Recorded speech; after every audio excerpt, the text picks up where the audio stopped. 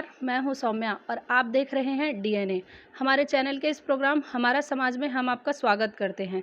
इस प्रोग्राम के जरिए हम विभिन्न समाज की उपलब्धियों और उनके कार्यों को जनता के सामने लाने की कोशिश कर रहे हैं और यह भी कि दूसरे समाज को अपनी सामाजिक एकता और मजबूती के लिए क्या-क्या करने चाहिए।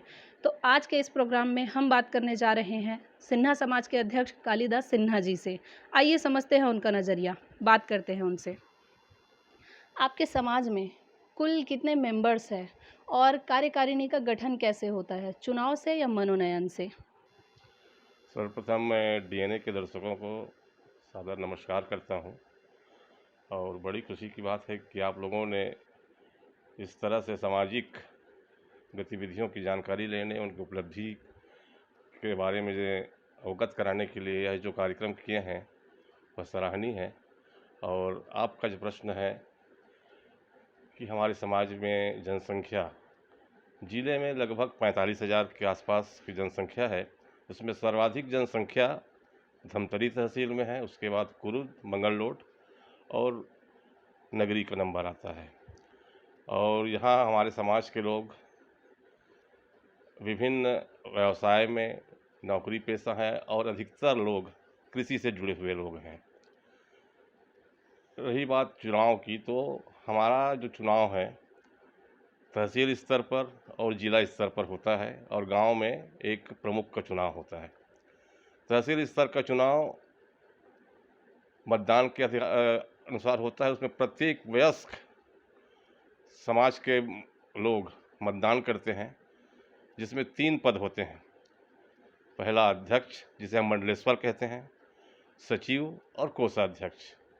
इनका चुनाव के पश्चात जिले का चुनाव होता है, वह प्रतिनिधि सिस्टम से होता है, जिसमें प्रत्येक गांव से एक प्रतिनिधि और तहसील से चुने हुए जो प्रतिनिधि हैं उनके मतदान से जिला अध्यक्ष का चुनाव होता है।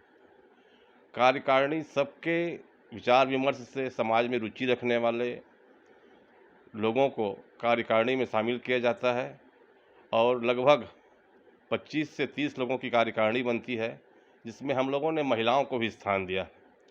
इसके पूर्व हमारे समाज में महिलाओं की उपस्थिति नगण्य रहती थी, लेकिन पिछले 10-15 वर्षों से जब से हमने इस सिन्हा समाज में अपना दायित्व निभाना प्रारंभ किया है, महिलाओं को अधिक से अधिक भागीदारी के लिए प्रेरित किया है। जी। अध्यक्ष पद को आप एक चुनौती मानते हैं या अवसर मानते हैं? क्योंकि आपका समाज बहुत बड़ा है, तो लोगों को एकजुट रखने में क्या-क्या दिक्कतें होती है? कोई भी पद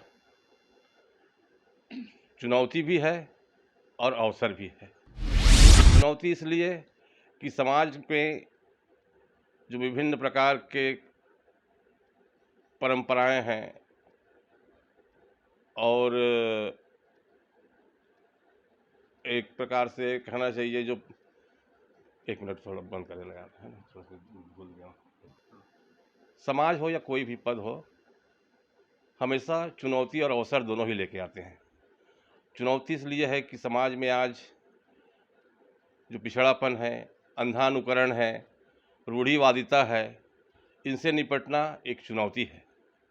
अवसर इसलिए है कि हमें एक अवसर मिला है कि हम समाज में एक नई सोच को, आधुनिक सोच को और एक नए समाज की परिकल्पना को हम साकार कर सकते हैं। आज युवाओं को हम अधिक से अधिक जोड़ के एक सभ्य समाज के रूप में हम सिन्हा समाज को स्थापित करना चाहते हैं, क्योंकि आज हमारा समाज वस्तुतः शिक्षा के क्षेत्र में काफ़ी अग्रणी है।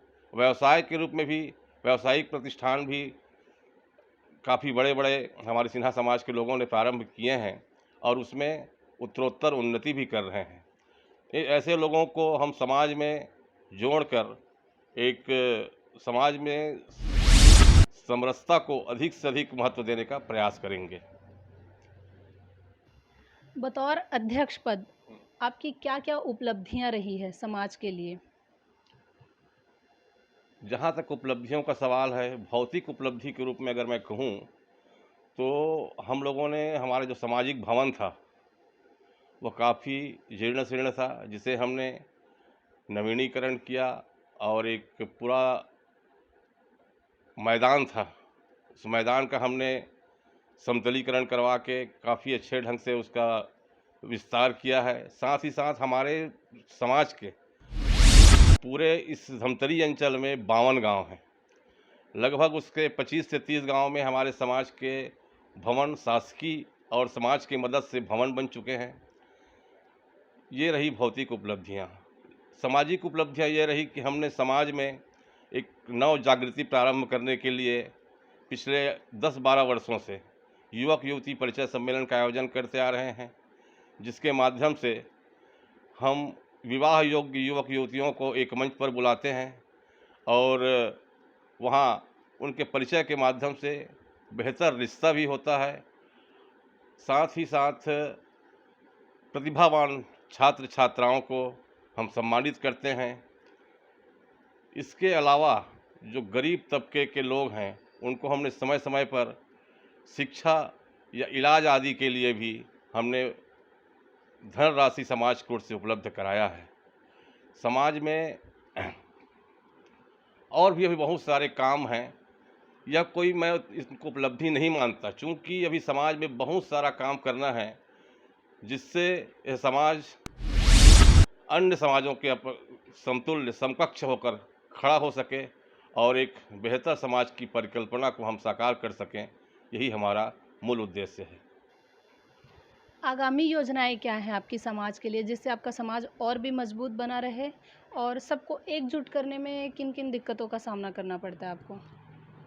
आगामी योजना यह है, कोई भी समाज युवा शक्ति के बगैर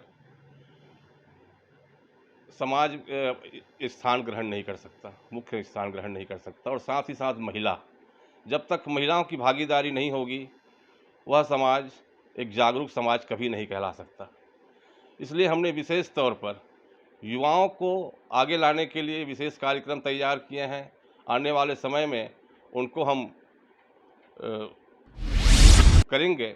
चूँकि कोरोना काल की वजह से लगभग 1 वर्ष से सामाजिक गतिविधियां काफ़ी कम हो गई है, इसलिए कुछ हमारी जो योजनाएं हैं, जिनके माध्यम से हम समाज में एक बदलाव और एक नई क्रांति लाने का हम जो प्रयास कर रहे हैं, उसमें कुछ विलम्ब हो रहा है। लेकिन हमारी योजनाएं पूरी तरह से तैयार है और फुल प्रूफ है, जिसके माध्यम से हम गांव-गांव में जाकर युवाओं को, महिलाओं को जोड़कर एक समाज में तो एक नया विस्तार देना चाहते हैं। और क्या बोले आप? जिससे आपका समाज एकजुट बना रहे और लोगों को एक साथ रखने में किन-किन दिक्कतों का सामना करना पड़ता है? समाज में एकजुटता के लिए सर्वप्रथम है समाज में प्रत्येक वर्ग, चाहे वह किसान हो, मजदूर हो, व्यवसायी हो या पढ़े लिखे लोग हों, इनकी जब तक सामूहिक सहभागिता नहीं होगी, तब तक समाज में एकता नहीं आएगी। और इस दिशा में हमने प्रयास किया है। चूँकि हम पिछले समय से देखते आ रहे हैं कि समाज में कुछ उपस्थितियाँ, गिने चुने लोग जो सामाजिक कार्यों के प्रति रुचि रखते थे, वही लोग आते थे। बाकी जैसे नौकरी पेशा, व्यवसायी और युवा वर्ग अपनी भागीदारी बहुत ही कम अवसर पर देते थे। इसलिए हमने कुछ योजना तैयार किया, जैसे कि प्रत्येक कार्यक्रम जो हमारे मुख्यालय धमतरी में ही हुआ करता था, उसे हमने गांव में करना प्रारंभ किया, ताकि लोग वहां जुड़ सके। क्योंकि जब गांव में होगा तो सिर्फ सामाजिक कार्यों में रुचि रखने वाले के अलावा भी जो गांव के महिलाएं हैं, युवा हैं, वह भी स्वतः ऐसे कार्यक्रमों से जुड़ जाते हैं।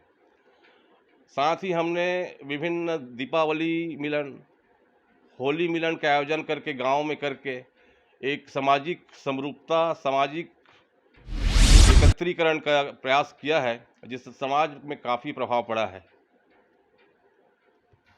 सामाजिक पदाधिकारी का राजनीतिक जुड़ाव को आप क्या मानते हैं? क्योंकि राजनीति में पार्टीगत लाभ या नुकसान देखा जाता है, चाहे समाज का भला हो या ना हो।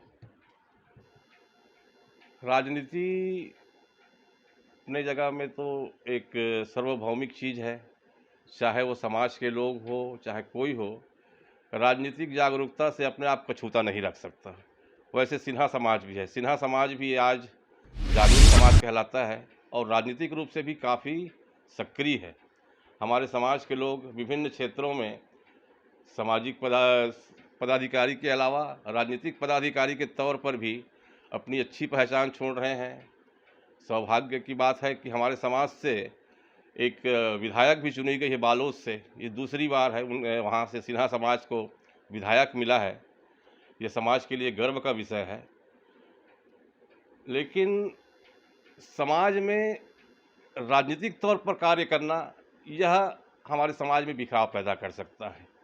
हम अपने अपने क्षेत्र में राजनीति करें और एक उपलब्धि हासिल करें, लेकिन जब हम समाज में आएँ तो सिर्फ़ और सिर्फ समाज का हित सोचें, समाज के बारे में, समाज के उत्थान के बारे में सोचें, लोगों को जोड़ने के बारे में सोचें और एक समाज को बेहतर समाज बनाने के बारे में सोचें। इसमें राजनीति का समावेश नहीं होना चाहिए। लगभग 25 वर्षों से भी अधिक समय हो चुका है आपको राजनीति से जुड़े, तो क्या अनुभव रहा है आपका इस उसमें? मतलब किन-किन उतार-चढ़ाव का सामना करना पड़ा है आपको? जहाँ तक इस राजनीतिक प्रश्न का सवाल है, थोड़ा-सा लंबा है ये, इसका उत्तर। मेरा परिवार शुरू से ही एक राजनीतिक परिवार रहा है। मेरे पिताजी भारतीय जनता पार्टी और जनसंघ के एक अच्छे कार्यकर्ता थे, मंडल अध्यक्ष भी रहे हैं वो। उसके मृत्यु के पश्चात 1988 में उनका देहांत हुआ, तो स्वतः ही मुझे राजनीतिक रूप से उस विरासत को संभालना था और मैं अपने पिताजी के नक्शे कदम पर चलते हुए इस विचारधारा के प्रति अपने आप को समर्पित होकर कार्य करता रहा और इसका फलस्वरूप मुझे बहुत सारे विभिन्न पदों में बैठने का भी अवसर मिला। मैं 10 साल इस अर्जुनी ग्राम का सरपंच रहा, किसान राइस मिल का मैं उपाध्यक्ष रहा, भारतीय जनता पार्टी में युवा मोर्चा और संगठन में भी विभिन्न दायित्वों को मैं निर्वहन करते आया हूँ और एक तरह से मुझे राजनीति से बहुत कुछ मिला है। अभी तक मैं यह कहना गलत होगा कि मैंने कुछ खोया है। मैंने भारतीय जनता पार्टी में राजनीतिक रूप से कार्य करते हुए मुझे जो सम्मान मिला है, मुझे जो एक स्थान मिला है और विभिन्न दायित्वों को निभाने का जो मुझे मौका मिला है, उसके लिए मैं सदैव अपनी पार्टी का आभारी रहूँगा। और उतार चढ़ाव तो ज़िंदगी में आते रहते हैं। उतार चढ़ाव ऐसा है कि हमें असमय ही अपने पिता को खोना पड़ा और हम आज अपनी माताजी का भी देहांत हुआ। ऐसे विभिन्न अवसरों पर हम ज़रूर अपने आप को अकेला महसूस करते हैं, लेकिन हमें समाज का और राजनीतिक रूप से कार्य करने का जो अनुभव है, उसके आधार पर हमें बहुत सारे लोगों का सहयोग और साथ मिला, जिससे आज हम अपने आने वाले कल को अच्छा कल बनाने के लिए, बेहतर कल बनाने के लिए निरंतर प्रयासरत हैं और हम इस विचारधारा के साथ ही साथ समाज में भी उसी तन्मयता, उन्हीं तत्परता, समर्पण के साथ कार्य कर रहे हैं, जिस तन्मयता से हम एक विचारधारा के लिए काम कर रहे हैं। क्योंकि राजनीति में काम करते करते हमें यह आभास हुआ कि कहीं न कहीं हमें सामाजिक तौर पर भी, समाज में भी अपनी भूमिका निभानी चाहिए, क्योंकि दोनों ही सेवा कार्य है। राजनीति भी एक सेवा कार्य है और समाज भी एक सेवा कार्य की तरह है। तो जब हम राजनीति कर सकते हैं तो समाज में भी अपना दायित्व निभा सकते हैं। ये सोच करके हमने पिछले लगभग 15 वर्षों से मैं समाज में अपने समाज के लिए कार्य कर रहा हूँ, जिसमें मैं मंडल अध्यक्ष 10 साल रहा और आज मैं वर्तमान में जिला अध्यक्ष हूँ और जिला अध्यक्ष रहते हुए अभी मुझे 2 वर्ष का कार्यकाल बीता है, जिसमें 1 वर्ष तो कोरोना कार्यकाल की वजह से कुछ खास गतिविधियां नहीं हो पाई, लेकिन कुछ कार्यक्रम हमने करवाए हैं, जैसे कि सिन्हा युवक युवती परिचय सम्मेलन है, सहस्त्रबाहु की जयंती है और हमारे खंड महासभा जो बहुत बड़ा छत्तीसगढ़ स्तरीय कार्यक्रम हमने अपने ग्राम अर्जुनी में करवाया था। ऐसे आयोजनों के माध्यम से हम निरंतर समाज में एक नई जागरूकता लाने का प्रयास कर रहे हैं।